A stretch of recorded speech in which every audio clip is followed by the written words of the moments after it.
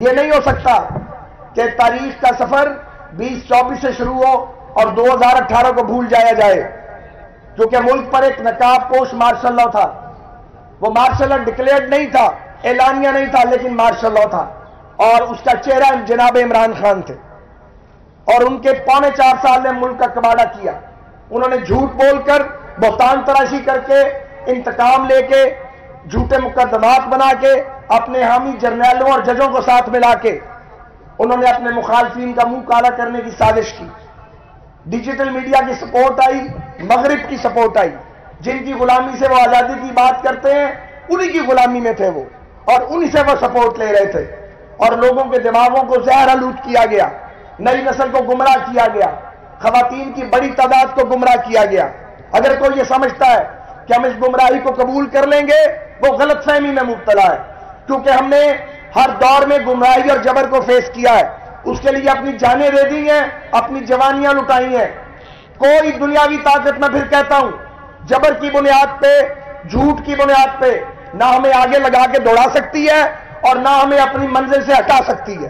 یہ ممکن ہی نہیں ہے، اس زندگی میں یہ ممکن نہیں ہے۔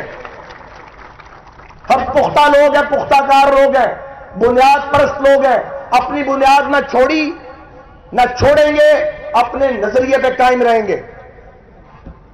سارے لوگ جانتے ہیں کہ اگر ہماری جماعت سے بھی کوئی غلطی ہوتی ہے تو میں الحمدللہ ان کارکنوں میں شامل ہوں جو برملا اس کی نشاندہی کرتے ہیں۔ ہم پاکستان میں نفرت کی سیاست نہیں چاہتے، ہم تعصب کی سیاست نہیں چاہتے۔ نفرت، تقسیم اور تعصب اس ملک کو برباد کر کے رکھ دے گا۔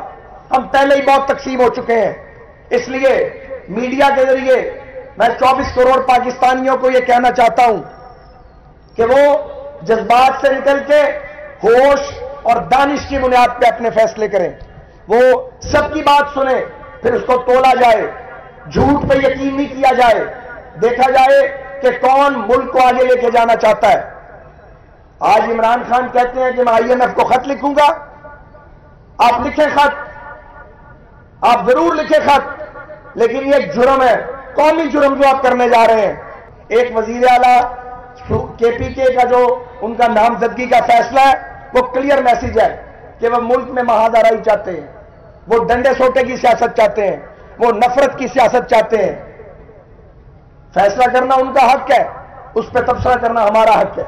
انہوں نے درست فیصلہ نہیں کیا، اس کی سیاسی قیمت بھی وہی ادا کریں گے۔ اور دوسرے یہ جو IMF کو وہ خط لکھ رہے ہیں یا لکھنے جا رہے ہیں جس کا اعلان کیا ہے، مجھے اپنے بھائی سینیٹر علی ظفر سے یہ توقع نہیں تھی۔ میرا خیال تھا وہ عمران خان صاحب کو سمجھائیں گے، وہ ایک پڑھے لکھے آدمی ہیں، میں ان کا بڑا احترام کرتا ہوں، بے پناہ تعلق بھی بہت ہے۔ پنجاب کی حکومت انشاءاللہ تعالی آج مریم نواز صاحبہ ہماری چھوٹی بہن اور ہماری پارٹی کی ایک شائننگ سٹار، چمکتا ہوا ستارہ، وہ آج انشاءاللہ وزیر اعلیٰ منتخب ہوں گی پنجاب کی۔ اپنے والد کی، اپنے چچا کی اور اپنے بھائی کی اس لیگیسی کو وہ آگے لے کے بڑھیں گی کامیابی کے ساتھ۔ ہم ان کو پیٹرنائز بھی کریں گے اور ان کو سپورٹ بھی کریں گے اور ان کی کامیابی کے لیے پورا زور لگائیں گے، کیونکہ حکومت پنجاب کامیاب ہوگی تو پنجاب کامیاب ہوگا۔ پنجاب کے 12 کروڑ لوگ جو ہیں وہ کامیاب ہوں گے۔ پنجاب کو ڈیولپمنٹ چاہیے، پنجاب کو جو انفراسٹرکچر شہباز شریف بنا گئے تھے اور وہ ٹوٹ گیا عمران نیازی صاحب کے دور میں، اس کو ہمیں ریہیبلیٹیٹ کرنا ہے، لوگوں تک پینے کا صاف پانی پہنچانا ہے۔ تجاوزات کا مسئلہ ہے، ہاسپٹل کی حالت ناگفتہ بے ہو گئی ہے، اس کو ٹھیک کرنا ہے۔ جو ایجوکیشنل سسٹم ہے اس کو ری ویپ کرنا ہے، ریسٹرکچر کرنا ہے۔ ایک لمبا ریفارمز کا ایجنڈا ہے جس پہ کام کرنا ہے۔ جہاں سے تعمیر و ترقی کا سفر ٹوٹا تھا وہیں سے انشاءاللہ تعالیٰ شروع ہوگا دوبارہ تعالیٰ، اور مجھے یقین ہے کہ مریم نواز پنجاب کی ایک بہترین وزیر اعلیٰ انشاءاللہ تعالیٰ ثابت ہوں گی اللہ کے حکم سے۔ اسی طرح مرکز میں پاکستان پیپلز پارٹی کے تعاون سے اور MKM کے تعاون سے اور اتحادی جماعتوں کے تعاون سے چند دن تک جو حکومت بننے جا رہی ہے اس پر بڑا ایک ذمہ داری ہے۔ اس پر ہم نے اپنی پارٹی کو کہا تھا کہ یہ بوجھ نہ اٹھائیں اور یہ بوجھ کسی اور کو منتقل کریں، اور میں ان لوگوں میں نمایاں تھا جو یہ موقف رکھتے تھے اور رکھتے ہیں، لیکن اب چونکہ فیصلہ ہو چکا ہے، یہ ہماری ذمہ داری ہے کہ آنے والی گورنمنٹ کو ہم مضبوط کریں پاکستان کے لارجر انٹرسٹ کے اندر۔ اور یہ جو مہنگائی کا جن ہے اس کو کنٹرول کرنے کی کوشش کریں اور جو بے روزگاری ہے اس میں کمی کے لیے اپنی ایفرٹ کریں. ہمیں بڑی ذمہ داری کے ساتھ بڑے ایک جدوجہد کے ساتھ ہمیں پاکستان کے زخموں پر مرہم رکھنا ہے. پاکستان لہو لہو ہے, زخمی ہے. دہشت گردی واپس آ رہی ہے عمران خان کی پالیسیوں کے نتیجے میں.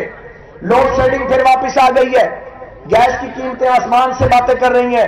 انرجی کا کرائسس سر پہ کھڑا ہے. ہمارے ملک دیوالیہ ہونے کے دہانے پہ کھڑا ہے. لوگوں کے پیٹ میں روٹی نہیں ہے. لوگ جو ہیں وہ علاج اور معالجے کے لیے ترس رہے ہیں. اس سچویشن کے اندر مجھے آپ بتائیں, جو جھگڑے کی بات کرے, جو تعصب کی بات کرے, جو نفرت کی بات کرے, جو تقسیم کی بات کرے, وہ کیسے پاکستان کے 24 کروڑ لوگوں کا دوست ہو سکتا ہے؟ وہ پاکستانیوں کا دوست نہیں ہو سکتا جسے صرف اپنا اقتدار نظر آئے اور لوگوں کے مسائل نظر نہ آئے. سو یہ ہماری کلیکٹیو ریسپانسبلٹی ہے کہ ہم پاکستان کو مشکلات سے نکالنے کے لیے اپنا رول پلے کریں. میرے دوستوں اور بھائیوں, آئندہ کا پاکستان, نفرت زدہ پاکستان ہم نہیں دیکھنا چاہتے. ہم پاکستان کے اندر ٹالرنس چاہتے ہیں. وہ ٹالرنس ہمارے آپس میں بھی ہونی چاہیے اور وہ اقلیتوں کے ساتھ بھی ہونی چاہیے. ہم پاکستان کو ایک برداشت کا پاکستان دیکھنا چاہتے ہیں, ایک چلتا پھرتا پھلتا پھولتا پاکستان. اس کے لیے جو بات ابھی ایاز صادق صاحب نے کی, گرینڈ نیشنل ڈائیلاگ لازم ہے. ہم اس کے لیے اویلیبل ہیں اور ہم اپنی پارٹی سے یہ توقع کرتے ہیں اور پاکستان پیپلز پارٹی سے کہ یہ مل کے باقی ساری سیاسی قوتوں کے ساتھ پارلیمنٹ کے پلیٹ فارم پہ پی ٹی آئی سمیت تمام جماعتوں کے ساتھ بات کریں, میثاق معیشت کریں, میثاق جمہوریت کریں اور پاکستان کو آگے لے کے بڑھیں. نفرتوں میں ملک آگے نہیں بڑھ سکتا. یہ بات جتنی جلدی پی ٹی آئی کو سمجھ آ جائے گی اتنی جلدی ان کو راستہ ملے گا. مجھے بتائیے, آپ سب مجھے جانتے ہیں کہ اگر ہم دو آدمی کھانا کھا کے جا رہے ہوں اور پیچھے سے کچھ خواتین آوازیں لگائیں تو ان کا کیا علاج ہے؟ میرے پاس تو یہ علاج ہے کہ میں وہاں سے گزر جاؤں. عباسی صاحب بھی گزر گئے, لیکن جب وہ دوبارہ خواتین نے کام شروع کیا تو عباسی صاحب ان کو سمجھانے چلے گئے اور میں نے یہ غلطی نہیں کی. میں ایک طرف ہو کے کھڑا ہو گیا اور اس کے بعد جو خواتین نے زبان استعمال کی وہ ناقابل بیان ہے. مگر آپ نوٹ کریں, وہ ویڈیو کلپ حنیف عباسی صاحب کے پاس موجود ہے. ہم نے اسے سوشل میڈیا پہ نہیں ڈالا. کوئی ماں ہے کسی کی, کوئی بہن ہے کسی کی, کوئی بیٹی ہے کسی کی, اور اچھی خاصی عمر سیدہ خواتین. اب آپ مجھے بتائیے, اگر وہ ویڈیو ڈالی جائے, اگر یہ پی ٹی آئی والوں کے پاس ہوتی تو اب تک وہ کیا کرتے؟ عباسی صاحب نے بھی سوچا یہ مناسب نہیں ہوگا اور اس کو عام نہیں کیا. پھر اس کے بعد کہا گیا کہ ہمیں مارا پیٹا گیا. اندازہ لگائیں, یہ بھی وقت آنا تھا کہ ہمیں مار پیٹ کسی نے کرنی تھی اور ہم نے دیکھتے رہنا تھا. یہ ممکن ہے بھلا؟ مجھے بتائیے آپ. لیکن ہم نے اس کے اوپر بھی ریئیکٹ نہیں کیا کیونکہ ریئیکٹ کرنا مناسب نہیں ہے. ہاں, کوئی آدمی بدتمیزی کرتا تو اس کا موقع پہ فیصلہ ہو جاتا. اس کے لیے لوگ بھی ہمارے ساتھ ہر وقت موجود ہوتے ہیں, اس لیے نہیں کہ کسی کو مارے پیٹے. اس کی اجازت نہیں ہم دے سکتے کہ کوئی بدتمیزی کرے آدمی اور اس کے بعد اس کو جانے دیا جائے. آپ نعرہ لگائیں, کوئی بات نہیں, آپ کو گالی دینے کی اجازت نہیں ہے. گالی نہ دی جائے گی نہ سنی جائے گی. جو گالی دے گا اس کی گالی کا موقع پہ وہ حساب کریں گے جو اس کام کے لیے ہیں. ہمارا کام نہیں ہے یہ. میں بالکل کلیئر میڈیا کے ذریعے یہ کہنا چاہتا ہوں, میں بہت ٹھنڈا ہو چکا ہوں لیکن بنیادی طور پہ ٹھنڈا آدمی نہیں ہوں. پورا لاہور یہ بات جانتا ہے, پورا پنجاب بھی جانتا ہے. لیکن اگر اللہ تعالیٰ نے انہیں بٹھائیں, لیکن اگر اللہ تعالیٰ نے آپ کو طاقت عطا کی ہو, اس طاقت کا استعمال نہیں کرنا چاہیے, اس سے ڈرنا چاہیے. اسٹوڈنٹ پالیٹکس میں یہ سارے مرحلے میں دیکھ چکا ہوں اور جو بات لوگوں کو اب سمجھ نہیں آتی وہ 20 سال کی عمر میں مجھے سمجھ آ گئی تھی. جو میرے ہم اثر ہیں انہیں اس بات کا اچھی طرح پتا ہے کہ اگر کسی کو چھوڑ کے آنا ہو تو اس کے لیے مجھے ایون مسلم لیگ نون کی بھی سپورٹ کی ضرورت نہیں ہے اس کے لیے.